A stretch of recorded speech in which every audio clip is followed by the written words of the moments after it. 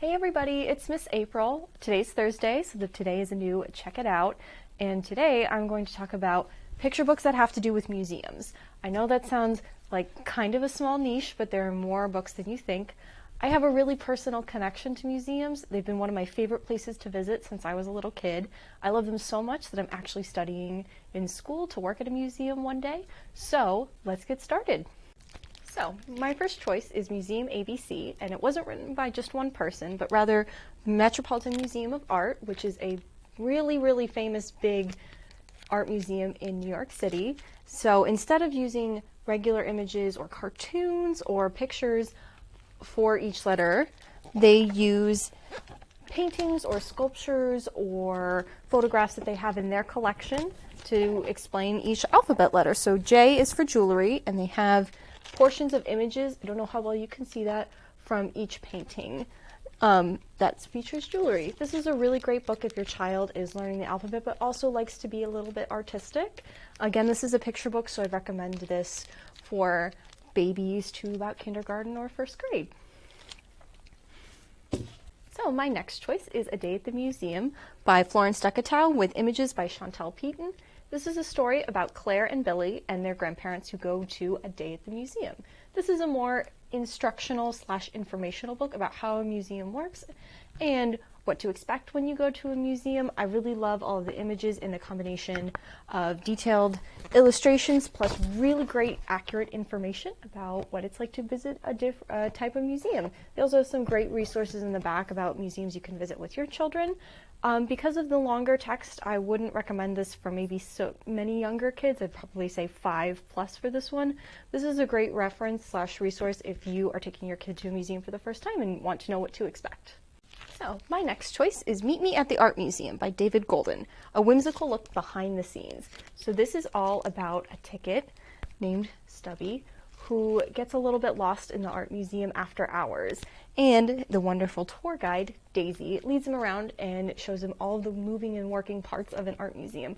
Again, this kind of combines a story with some informational stuff.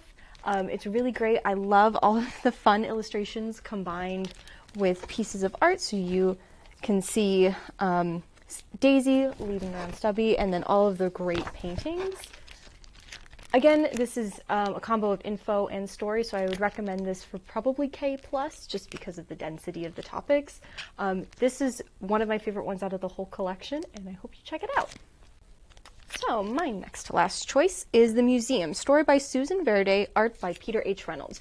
You might recognize his illustration styles. Peter Reynolds illustrates books for a lot of different people. This book, I would say, is the most abstract of the bunch.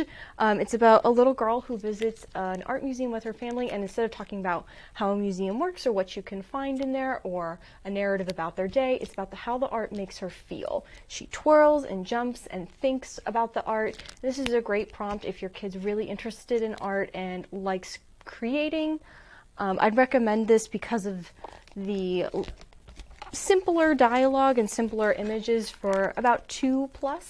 I think this is a really lovely story, and it kind of takes how you feel at a museum onto a new level.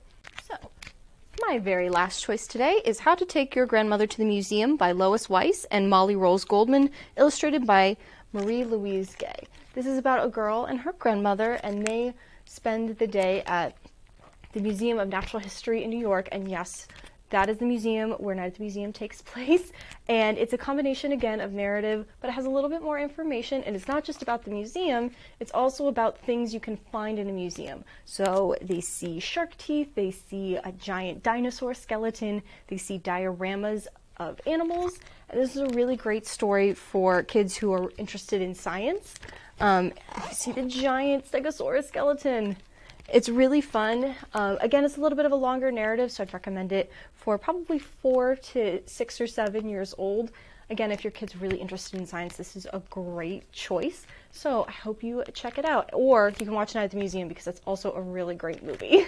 All right, thanks everybody so much for joining me. Don't forget to like this video and subscribe to our channel if you'd like to see more from us.